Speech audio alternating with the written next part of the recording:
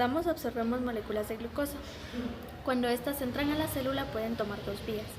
La primera es una vía anaeróbica cuyo producto final es el ácido láctico y la segunda vía, la vía aeróbica, donde se obtiene ATP y agua.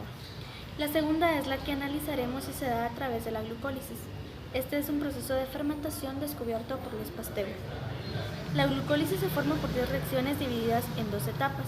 Las primeras 5 formarán la etapa preparatoria debido a que no hay reacciones redox y las últimas 5 serán la fase beneficiosa porque se lleva a cabo un proceso oxidativo. Primera etapa. En este paso la molécula de glucosa la necesitamos convertir a glucosa 6-fosfato. Cuando la glucosa ingresa a la célula, esta no debe salir por medio de difusión. Para que esto se pueda lograr, la molécula debe ser fosforilada. Este proceso se logra mediante la acción de la enzima hexoquinasa representada en morado. Para ello también requerimos el gasto de un ATP, pues este es el que le va a donar el fosfato a la glucosa por medio de un ayudador, que en este caso será el magnesio. El magnesio rompe el enlace de alta energía del ATP, quedando un fosfato libre. El magnesio, una vez cumpliendo su cometido, también se libera. Al quedar libre el fosfato, nos deja ADP y la hexoquinasa ahora va a transportar este fosfato al carbono 6, donde va a liberar un hidrógeno para poder fosforilar la molécula, dando como resultado nuestro primer producto, que es la glucosa 6-fosfato. La segunda reacción. Esta reacción lo que pretende es convertir la glucosa a fructosa, para que nuestro producto final sea fructosa 6-fosfato. Para este proceso necesitamos la ayuda de una enzima, que en este caso será una isomerasa. Y la enzima se llama glucosa 6-fosfato isomerasa. Como podemos ver, tiene dos unidades, que son dos cofactores unidos a ella, siendo la histidina, representado en rojo porque es una molécula ácida, y la lisina, que es una molécula básica. El enlace entre el oxígeno y el carbono 1 y el carbono 5 se rompen por la acción ácida de la histidina.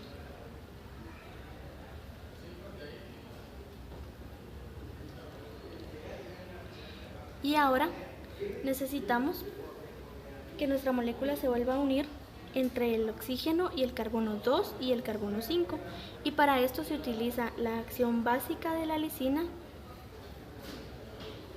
que nos va a dejar un anillo de 5 carbonos. Y ahora tenemos una fructosa 6-fosfato. Para pasar a la siguiente reacción, que es la reacción número 3, necesitamos que entre también una molécula de ATP para fosforilar ahora el carbono 2. Este lo vamos a lograr también mediante la ayuda de una enzima reguladora, que es la fosfofructoquinasa, la cual va a cumplir la función principal de regular la glucólisis. Esta proteína se divide en dos partes, que es fosfofructoquinasa 1 y fosfofructoquinasa 2. La activación de una va a inhibir a la otra. Necesitamos también de su ayudador, que es el mismo que utilizamos en la reacción 1, que es el magnesio. Para este proceso también vamos a gastar un ATP y vamos a llevar el fosfato al carbono 1 por medio de la fosfofructoquinasa. Se libera también un hidrógeno y ahora también fosforilamos el carbono 1, quedando como producto fructosa 1,6-difosfato. Como podemos ver, la parte izquierda de nuestra molécula es muy similar a la parte derecha. Para poder entrar a la siguiente reacción, esto debe ser así. Vamos a analizar ahora la reacción número 4. En esta reacción la molécula debe dividirse y se realiza un proceso llamado inversión a la condensación aldórica, que no hace más que separar la molécula en dos partes por medio de su enlace de oxígeno entre el carbono 3 y el carbono 4.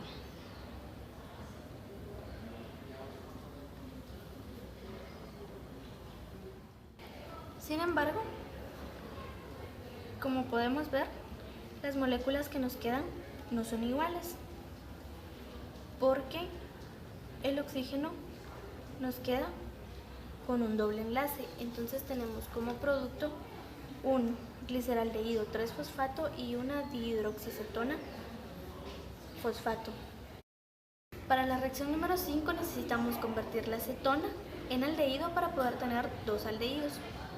La acetona se convierte por medio de la enzima triosa fosfato isomerasa. Esta enzima únicamente lo que va a hacer es que va a mover el carbono carbonílico del carbono 2 hacia el carbono 1. Para esto libera el enlace y las moléculas se liberan, y las moléculas que nos van a quedar ahora son exactamente iguales. Ahora ya tenemos listas dos moléculas de gliceraldehído 3-fosfato para que puedan entrar a la siguiente fase, que es la fase beneficiosa. Pasar ahora a la fase beneficiosa de la glucólisis. Como en la reacción número 5 quedamos en que se separó en dos moléculas, vamos a analizar únicamente una porque pasa exactamente lo mismo en las dos. La reacción número 6 es la primera reacción redox de la glucólisis, y la enzima que se usa para este proceso es el gliceraldehído 3-fosfato deshidrogenasa. Esta tiene dos moléculas captadoras, una que es el azufre y otra que es un hidrógeno. El hidrógeno funciona como un inhibidor del proceso. El carbono 3 se fosforila cuando la molécula de gliceraldehído 3-fosfato entra en contacto con la enzima de gliceraldehído 3-fosfato deshidrogenasa. Esto hace que la unión del hidrógeno se rompa y se active la enzima para captar un grupo fosfato. Capta el grupo fosfato y lo pasa directamente al carbono 3 para formar (1,3) difosfoglicerato. Como es una reacción redox, la enzima que perdió electrones necesita que alguien se los compense, y esto se hace mediante la acción de un NAD gracias a la acción de la cisteína. Pasamos ahora a la reacción número 7, y en esta reacción cabe destacar que se forman moléculas de ATP por desfosforilación del carbono 1.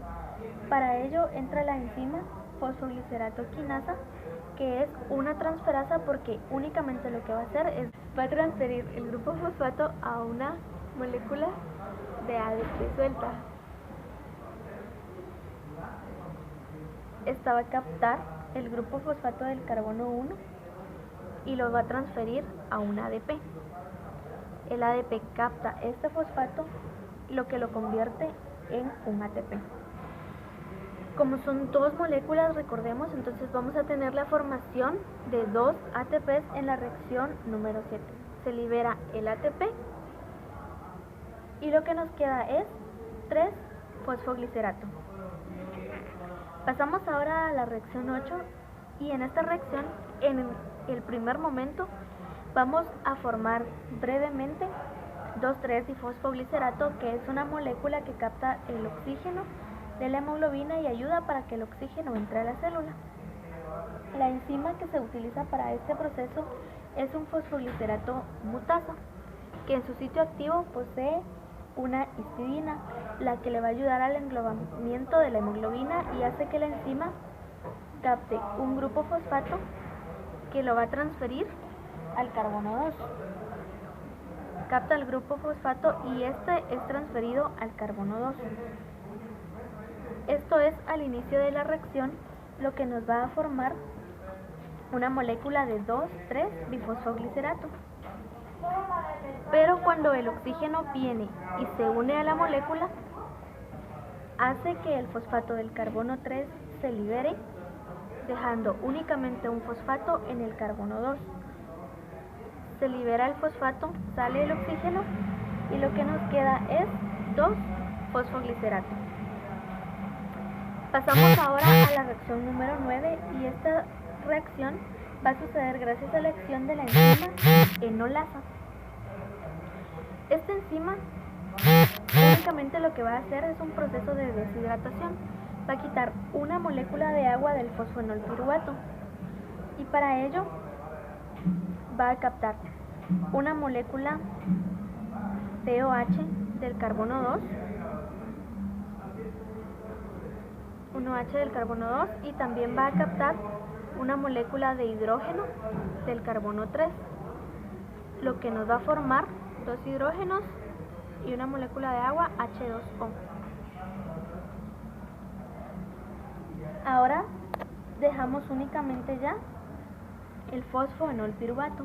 El fosfoenolpiruvato necesitamos ahora dejarlo únicamente en piruvato y esto lo vamos a lograr gracias a la acción de la enzima piruvato quinasa que va a despojar el carbono 2 del grupo fosfato y lo logra mediante la acción de un complejo que está formado por sodio, por potasio y por magnesio, y también lo forman glucocorticoides.